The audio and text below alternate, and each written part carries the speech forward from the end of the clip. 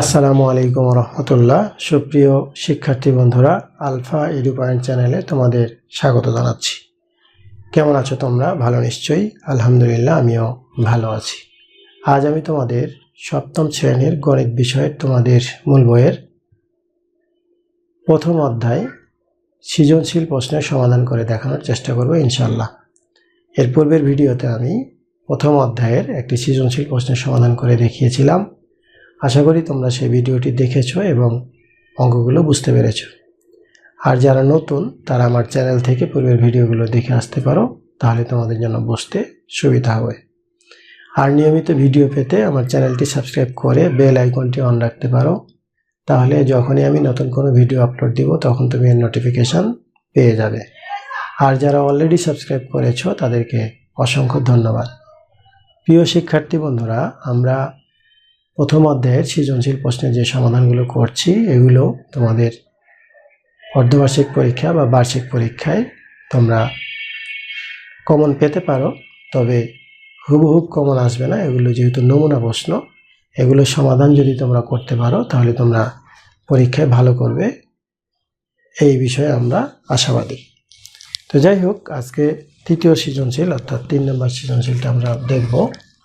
3 নম্বর সৃজনশীলে আছে, দেখো লেখা আছে এখানে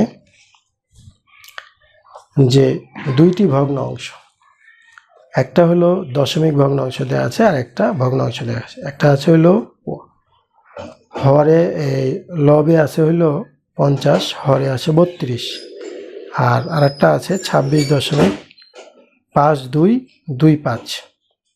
এই দুইটা ভগ্নাংশ দেওয়া আছে। এখন ক নম্বরে বলা হচ্ছে যে পূর্ণবর্গ ভগ্নাংশ কাকে বলে। খ নম্বরে বলা হচ্ছে, দেখো যে প্রথম ভগ্নাংশটিকে লঘিষ্ঠ আকারে প্রকাশ করো এবং তার বর্গমূল নির্ণয় করো। গ নম্বরে বলছে যে ভাগের সাহায্যে দ্বিতীয় অর্থাৎ 2 দশমিক স্থান পর্যন্ত ভগ্নাংশটির বর্গমূল নির্ণয় করো।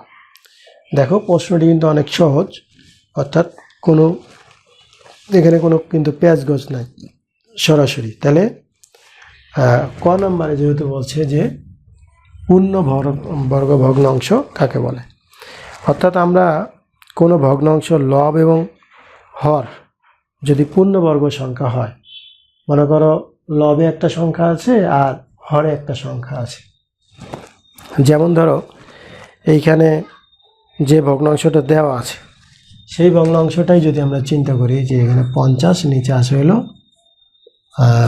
কত 32, লব এবং হর এই দুইটাকেই যদি পূর্ণবর্গ ভগ্নাংশ হয়, এটা পূর্ণবর্গ হলো এটাও পূর্ণবর্গ হলো, তাহলে এই দুইটাই হর এবং লব যদি দুইটাই পূর্ণবর্গ হয় তাহলে সেটা হলো পূর্ণবর্গ ভগ্নাংশ। কিভাবে দেখো, এটাকে যদি আমরা 2 গুণ 25 করি আর এটাকে যদি আমরা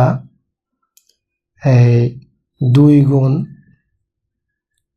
16 করি, তাহলে 2 2 কেটে যায়, থাকে কি উপরে 25 নিচে হলো 16।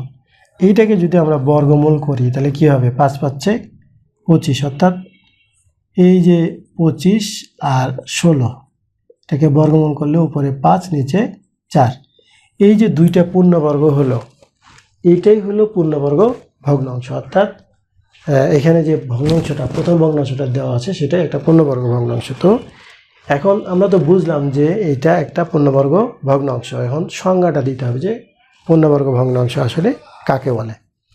তো সংজ্ঞাটা একটু লিখে দেবে এখানে। সংজ্ঞাটা হলো যে কোনো ভগ্নাংশের লব ও হর, লিখবা যে কোনো ভগ্নাংশের লব এবং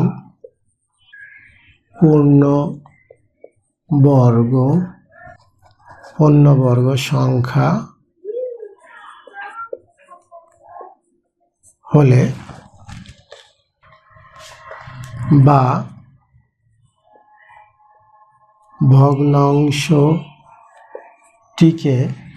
ভগ্নাংশটিকে লঘিষ্ঠ লঘিষ্ঠ মানে কি ছোট, লঘিষ্ঠ আকারে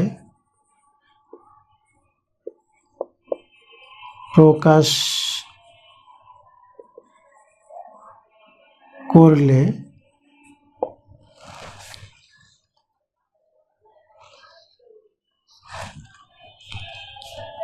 যদি লব ও হর পূর্ণবর্গ সংখ্যা হয় তাহলে তাকে পূর্ণবর্গ ভগ্নাংশ বলে। যেমন উদাহরণ যদি দিতে বলে, যেমন 50-32, এই উদাহরণটা দিয়ে দিবা, তাহলে হয়ে গেল। এটা ক নং অঙ্কের উত্তর। এরপরে দেখো খ নাম্বার, কিন্তু খ নাম্বার মনে হয় আমরা আগেই করে ফেলছি। খ নাম্বার আমরা আগেই করে ফেলছি। কিভাবে? আমরা উদাহরণটা যেহেতু দেখলাম সেহেতু খ নাম্বারটা আমরা আগেই করে ফেলছি। প্রথম ভগ্নাংশটিকে লঘিষ্ঠ আকারে প্রকাশ করে তা বর্গমূল নির্ণয় করো। দেখো ক্ষয় বলছে প্রথম ভগ্নাংশটি, তাহলে উদ্দীপক হতে পায়, উদ্দীপক হতে পায় প্রথম ভগ্নাংশ কি ছিল? 50, নিচে ছিল 32, এই প্রথম ভগ্নাংশটা। তাহলে কি বলছে? লঘিষ্ঠ আকারে প্রকাশ করি।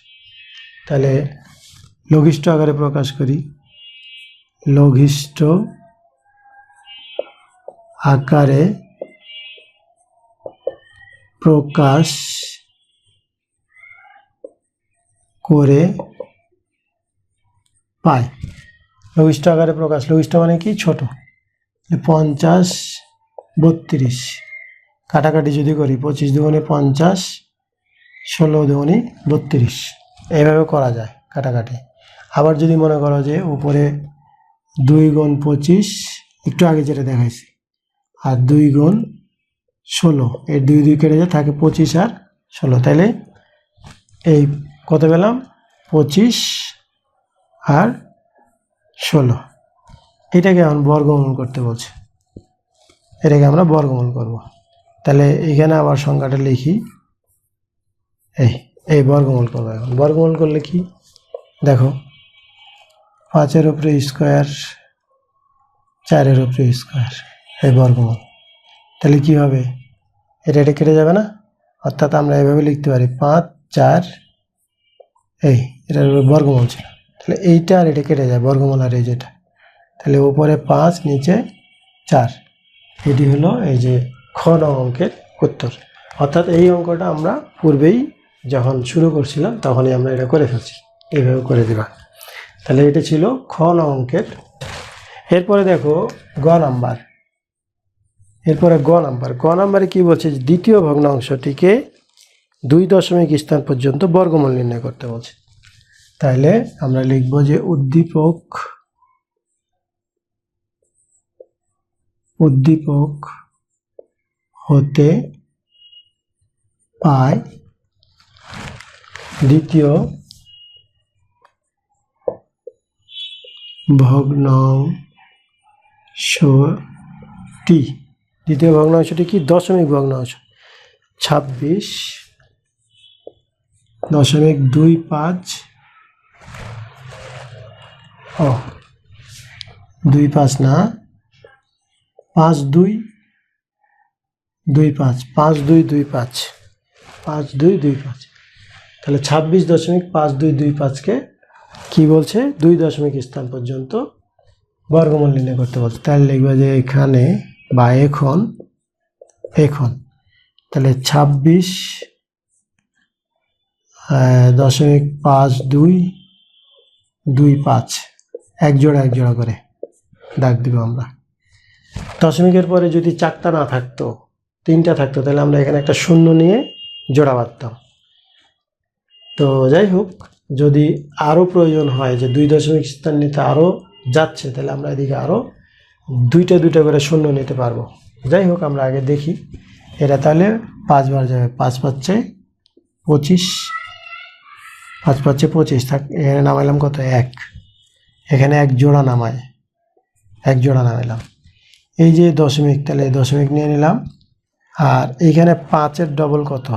5-এর ডবল হলো 10।